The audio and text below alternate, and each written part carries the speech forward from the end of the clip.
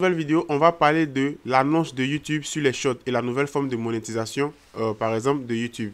D'abord, on va commencer sur l'une des parties qui est vraiment très importante, c'est-à-dire tous ceux qui sont, par exemple, éligibles à la monétisation YouTube, c'est-à-dire qui sont déjà dans le programme partenaire.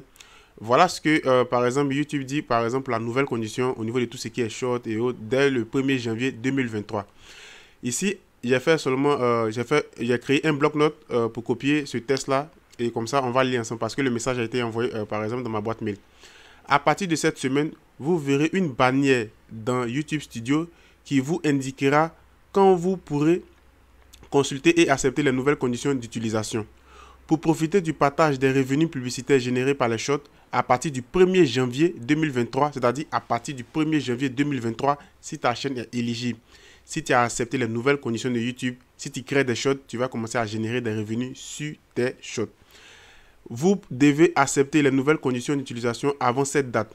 Si vous les acceptez après le 1er février 2023, le partage des revenus publicitaires générés par les shorts commencera à partir de la date d'acceptation. Pour continuer à monétiser vos contenus dans le cadre du programme partenaire YouTube, vous devez accepter les nouvelles conditions d'utilisation d'ici le 10 juillet 2023. Si vous ne le faites pas, votre chaîne sera exclue du programme partenaire YouTube. Donc, c'est comme si on comprend bien actuellement, YouTube vous donne par exemple 6 mois. 6 mois. Et dans les 6 mois, si vous n'avez pas, par exemple, tu n'as pas accepté les nouvelles conditions de YouTube et que ça dépasse ces 6 mois automatiquement, même si tu es dans le programme partenaire, YouTube va t'exclure directement, par exemple, du programme partenaire. Donc, si tu suis ma vidéo et que tu n'as pas encore accepter l'élément parce que actuellement ils sont en train de faire des mises à jour et lorsque vous allez vous connecter par exemple dans votre YouTube Studio, vous allez forcément voir ça et ils vont vous dire par exemple d'accepter et autres. Donc ça c'était la première information que j'ai voulu vous passer. La deuxième information par exemple c'est sur par exemple le partage de revenus au niveau de tout ce qui est règles de monétisation des shorts. Donc c'est ici. On dit les revenus, le partage de revenus sur YouTube Short débutera le 1er février. Donc à partir du 1er février, tout va commencer.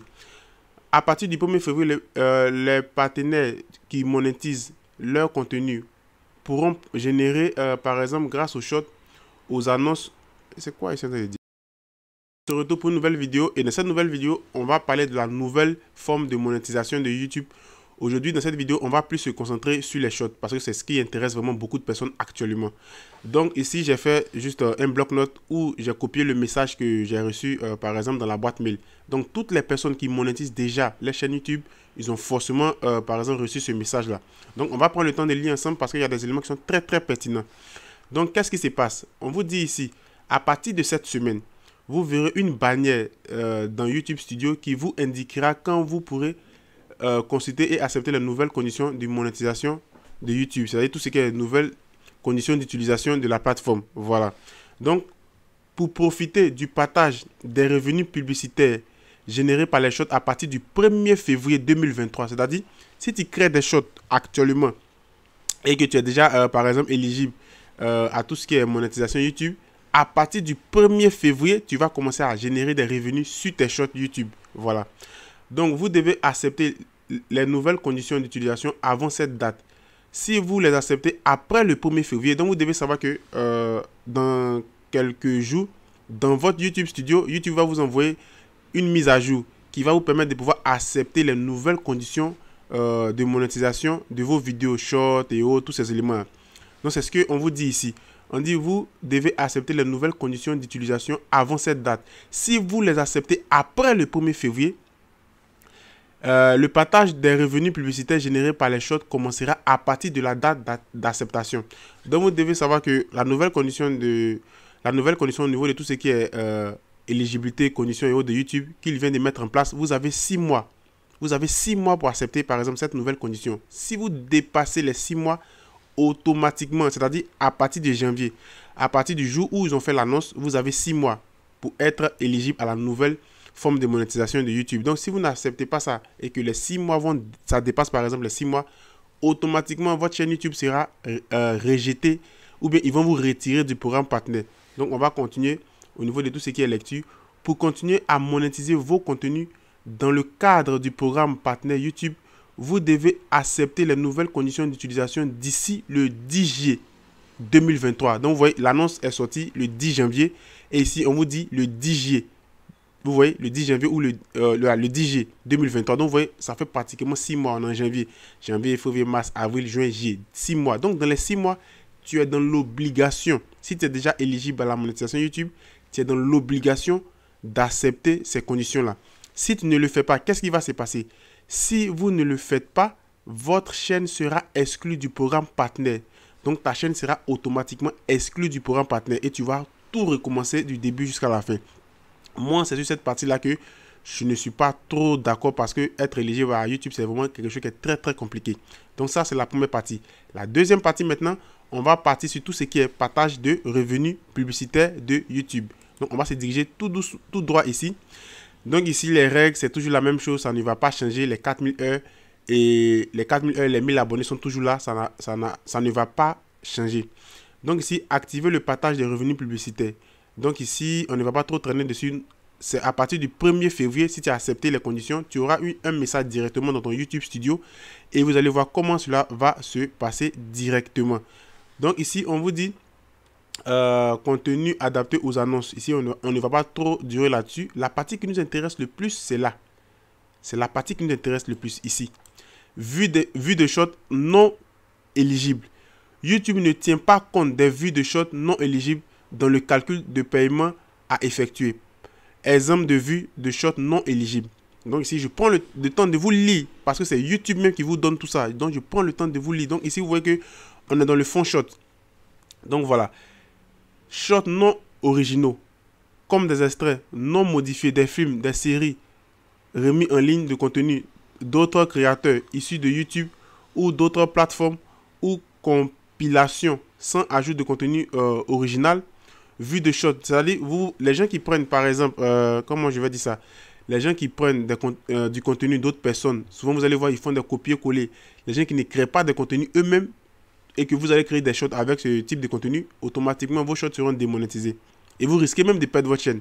Donc faites des trucs qui sont propres à vous. C'est ça qui est le plus important.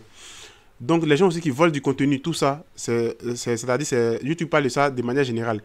Vue de shots artificiels ou falsifiés provenant de bots qui cliquent ou font défiler l'écran automatique par exemple. Donc des gens qui payent des vues, des gens qui vont passer par exemple leur temps à payer des vues, automatiquement vous serez démonétisé et vous risquez de perdre votre chaîne. Donc c'est pourquoi avant de vous lancer dans quelque chose, prenez le temps de toujours lire. Vue de shot qui ne respectent pas nos consignes. Donc si vous ne respectez pas les consignes au niveau de tout ce qui est règles de YouTube en fonction de vos shots, automatiquement vous allez perdre la monétisation de vos shots. Donc on va descendre tout doucement ici. On dit format d'annonce éligible au partage des revenus des shots. Le partage s'effectue sur les revenus des annonces visionnées entre les vidéos de flux shot. Les vues de shot reçoivent une part. Écoutez très bien, c'est une partie qui est vraiment très très importante ici, juste là. On dit les vues des shot reçoivent une part des revenus publicitaires provenant exclusivement du flux shot qui est distinct de la monétisation des vidéos longues sur la page de lecture. Donc vous voyez que ici on vous donne une annonce et on vous montre un peu comment cela va fonctionner. Regardez.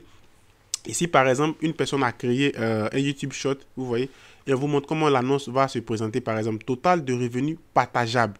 Donc au niveau de tout ce qui est total de revenus partageables, ce que vous devez savoir absolument.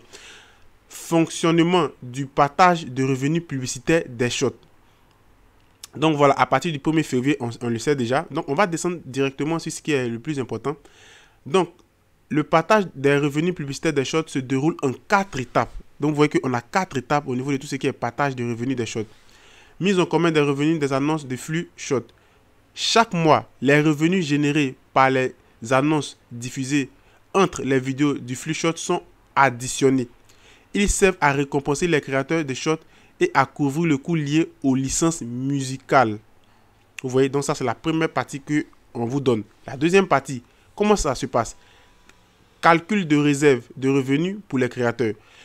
Les revenus des annonces du flux shot sont ensuite versés à la réserve des revenus pour les créateurs en fonction du nombre de vues et de l'utilisation de musique dans les shots mis en ligne par les créateurs qui monétisent leur contenu.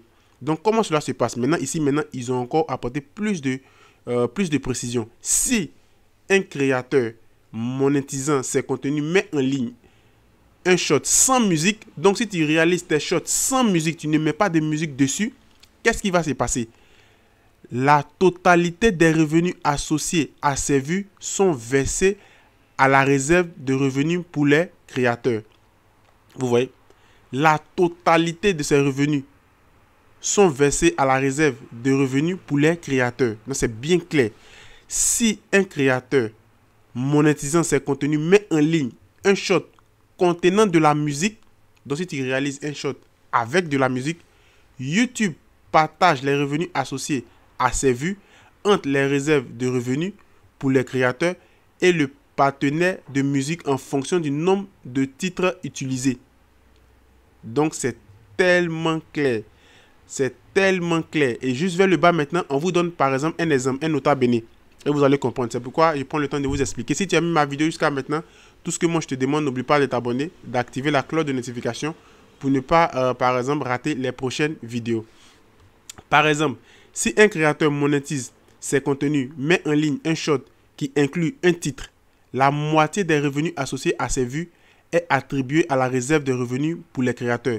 Et l'autre moitié, c'est à couvrir le coût lié aux licences musicales. Si le shot exploite deux titres musicaux, un tiers des revenus associés à ces vues est attribué à la réserve des musiques pour les créateurs et les deux autres tiers servent à couvrir les coûts liés aux licences musicales. Donc là, ça va dépendre de beaucoup de trucs parce que là, ça va dépendre de combien de titres de musique que tu vas acheter dans tes shots. Vous allez voir que des gens qui créent des shots et ces personnes qui créent des shots, ils ont l'habitude par exemple de mettre par exemple des transitions et chaque transition, ils essaient d'ajouter une musique. Donc là, vous risquez de perdre vraiment beaucoup. Donc faites très attention avec par exemple les musiques que vous prenez et autres. Donc si tu ne veux pas te fatiguer avec tout ça, les shots que tu vas réaliser, tu n'ajoutes pas de musique et là au moins tu peux avoir par exemple une grosse somme sur tes shots si vraiment les shots sont vraiment bien récompensés par YouTube. Donc ici, on va descendre tout doucement. On dit répartition de la réserve des revenus pour les créateurs. Les revenus des créateurs sont répartis en partageant le montant global disponible dans la réserve entre le créateur monétisant leur contenu en fonction de leur part de vue totale de shots monétisés par le créateur dans chaque pays. Par exemple, si un créateur enregistre 5% de toutes les vues éligibles de shots mis en ligne par des créateurs monétisant leur contenu, 5% des revenus de la réserve lui sont attribués directement. 5% lui sont attribués. Donc, c'est vraiment quelque chose qui est déjà très, très clair. Application de la part des revenus. Les créateurs qui monétisent leur contenu conservent 45% des revenus qui leur sont attribués, qu'ils aient utilisé de la musique ou non. Donc, tu as utilisé de la musique, tu n'as pas utilisé de la musique, tu as 45% des revenus.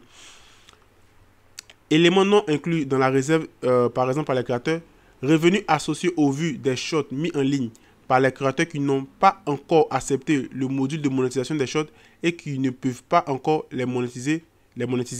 Ces revenus serviront à couvrir le coût lié aux licences musicaux et seront conservés par YouTube. Vous voyez, revenus associés aux vues de shots mis en ligne par des partenaires de musique, revenus associés aux vues de shots qui sont jugés non éligibles, revenus associés aux annonces qui s'affichent à l'ouverture de flux shot avant la lecture.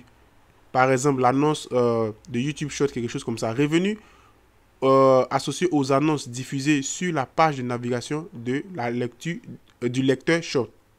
Donc, vous voyez ici, vous avez les 4 éléments, par exemple, en question que YouTube vous présente ici. Voilà, donc voilà ce que j'ai voulu vous dire un peu.